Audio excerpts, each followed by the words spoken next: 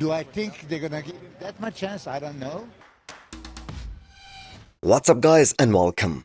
You are watching Fazi Fitness. So I am sure many of you guys follow the build-up towards this year's Arnold Ohio, and literally everybody out there. They had Sam Sandauda winning the show except for Chris Cormier, who was initially on Derek's team. But he also changed his predictions just a week prior to this year's Arnold. Well, damn, Derek just reminded Chris Cormier of that very scenario in a very respectful manner. And that happened at the athletes meeting today on camera. Well, you saw what happened from the Olympia to the Arnold, right? Yep. And you even called it. Yep. You might have backed out at the last minute, got a little spooked. No, I didn't get spooked. but you said, hey, I see what's coming. He's gonna make progress. That's what happened. Now, I do not know about you guys, but Derek Lunsford is very fired up for the prejudging ahead. Now, whether you believe him or not, that he's bringing his all-time best package come Olympia this year, but the man himself, he's very confident and he 100% believes that he's gonna make history by winning the third biggest show of the year and by reclaiming the Olympia title. So same Rocky costume that he had prior to the Arnold this year, he's rocking that same look again. And the man does have a point here, that his Olympia package from last year, that was probably the worst look of his entire career, especially in terms of balance. And literally everyone is expecting Derek Lunsford to show up at his all-time best, especially in terms of his quads.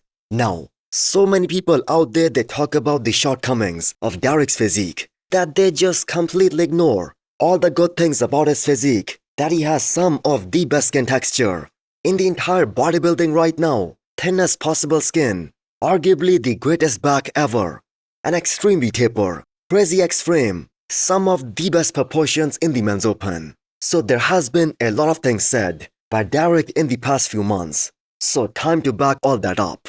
Whole year I've been laser focused. Since last year, coming off of last year's Olympia, it left a bad taste in my mouth because I knew that the physique that I brought to the Olympia stage last year was not my best. Before you scroll or blink too hard, have you subscribed yet? Please don't make me bring out the emotional blackmail. Hit that subscribe button and turn on the bell icon. It's free, it's painless, and that makes me look way cooler than I actually am. So guess who is going to be the first guy to walk out on this year's Men's Open bodybuilding stage in 2 days' time? The Persian Wolf, Hadi Choopan. So what an awesome way to kickstart the Olympia this year with a former Olympia champion and a former Arnold champion, whom we all know has this reputation of being the most consistent guy in the Men's Open bodybuilding for the past few years. So today Hadi went through his last pump workout with his coach Hani Rambod, and this is where Hani's years and years of experience that comes into play with that peaking process. Now you have to keep in mind that it just isn't Hadi's reputation that is on the line. The thing is, last year, both of Hani's athletes, Derek and Hadi, they failed to show up at their personal best. So you can imagine how laser focused Hani Rambod will be this time around, and he's gonna make sure that this peak for Hadi Choopan that goes to absolute perfection. So the second guy who's gonna be stepping on this year's Olympia stage in the Men's Open, that is going to be Urs Kalashinsky. And that is a very high standard to match for Urs after Hadi Choopan, who by the way is gonna be having his first experience in the Men's Open Olympia. Now I was hoping that Hadi Choopan and Hani Rambod, they would give an interview after the athletes meeting today to talk about their game plan, what's on their mind, and what they're aiming for. Also their expectations for this upcoming Mr. Olympia. But that did not happen. So kind of seems like that Hani Rambod, he wants to stay away from the limelight. But we all know what their focus is and what their plan would be. And that is simple, winning his second Olympia title and reclaim his Olympia crown. You think he's got a shot at this? Of course he does. He has the most beautiful physique in this world. Okay, so that counts for it. He's going to be conditioned. Okay, he's big enough. He can be considered. Now, do I think they're going to give him that much chance? I don't know. So, as fans, we could not be more excited to see the great Iranian phenomena Behrooz Tabani finally stepping on the biggest bodybuilding stage and get compared with the best in the world, and the man is ready to make a big statement at his Olympia debut. Well, technically speaking, it isn't exactly his debut. It could have been his fourth year competing against the best, and his coach Milos, he just emphasized once again that Behrooz Tabani has everything to fight for this upcoming Mr. Olympia title this weekend, if he gets a chance. So a few more physique updates. They were posted by Behrooz Tabani from his last workout, which was yesterday. And all of us kind of agree on one thing, that his upper body, that is absolutely insane. And the man is looking bonkers, very much competitive against all the guys in the first Olympia call-out. But the question is, how will his quads hold up? And that is gonna be the biggest piece of this puzzle. It's kind of hard to think that the judges will consider Behrooz Tabani as a potential title contender. And by the way, no other expert out there, they believe that Behrooz Tabani could win. I mean, not even a single expert out there, they have Behrooz Tabani in their top 3. Although most of them, they do believe he's gonna be top 6. But his coach Milos thinks that Behrooz has the most beautiful shape in the men's open class. But I'm gonna disagree with that, that isn't true. We have a guy like Andrew Jacked, who has a more aesthetic shape.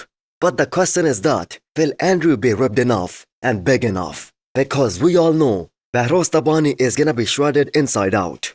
So regardless of his placing at the Olympia this year, we are all just so glad to see Behrooz Tabani living his dream and stepping on the Olympia stage this year. So we haven't seen much from Martin Fitzwater all throughout this year's Olympia prep, but he was spotted doing his own version of the quad storm behind Jay Cutler. So the feathers on his quads, that goes to show us one thing, that he's gonna be shredded. And many people in his camp, they are already claiming that they have never seen Martin this peeled and this ripped ever before in his career. Now, they weren't saying that before this year's Pittsburgh Pro, as they were more focused on telling the world how heavy Martin is compared to the Olympia last year. And that plan of chasing more size, more mass, that obviously backfired. Now Martin also has some awesome body parts, and that is why it is gonna be pretty damn hard to knock him out from the first Olympia call-out. Plus the biggest advantage that Martin has over all these guys is that he's very balanced top to bottom. The guy has everything, front to back. Plus, if his conditioning is also top-notch, he's gonna be dangerous one more time. So this guy has some of the best quads in this year's Olympia lineup, and Martin really shines when he starts posing, when that vacuum comes into play. So him and Stefan, they have set a really high expectation and a very high standard in terms of his conditioning from last year's Olympia. So without a doubt, Martin was the most perfectly peaked guy in the Olympia top 4 last year. And that is why he got top 4. And this year their aim, that is top 3. Now Martin himself, he hasn't said any claim about where he wants to land. But he has put in a lot of work to prove that last year, that wasn't a fluke, and that he's the real deal.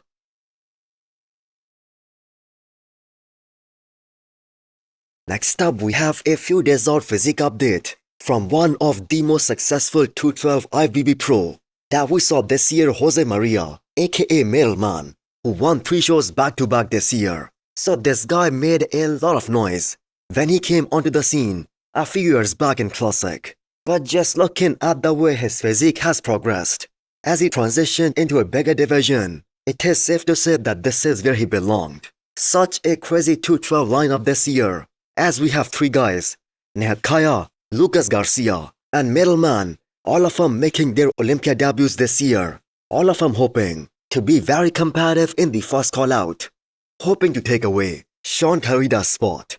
So Middleman is often referred to as the smaller version of Samson Dauda. He has a lot of that hard, dense muscles on that frame, and I have to say great job of keeping that waist super tight while putting on a lot of muscle, a lot of mass. So all the 3 victories of Middleman, they were very convincing. But now he will be standing next to the best of the best in the world in just a couple of days' time. Now I do not feel like that the comparison with the 212 champ Keon, they are kind of fair to him, as Middleman is just starting his Olympia journey and Keon is just in a different league altogether. He's a different monster.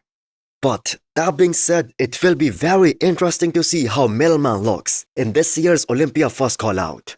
So hit the thumbs up button if you liked the video and smash the subscribe button if you wanna come back for more. Thanks for watching.